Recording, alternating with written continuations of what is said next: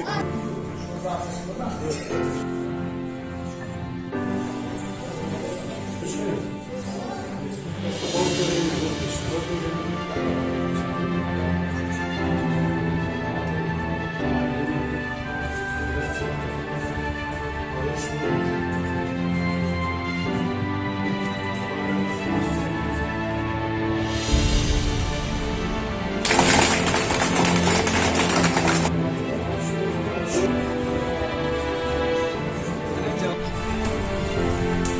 از شاگردای ما شادی جعفر چمپیون جهان شد. همین طولار ورزش مشق کرده. من ترایف امید مربی از نمود MMA. در طولار ما زیاده از 60 نفر ورزشگرا مشق تمرین میکنند. عین حال برای چمپیونات جمهوری شاگردای تیار کرده هستیم.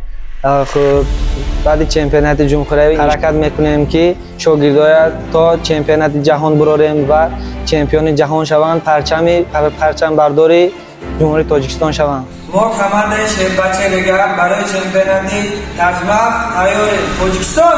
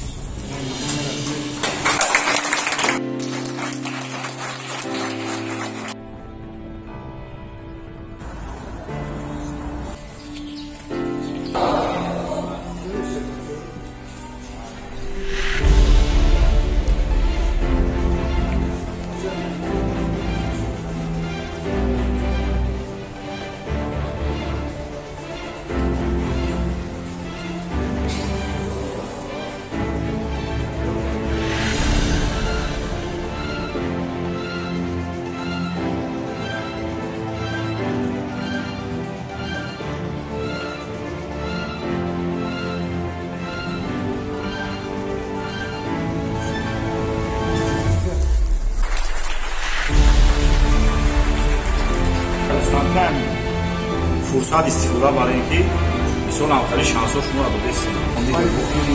نه، سعی شما باید تمام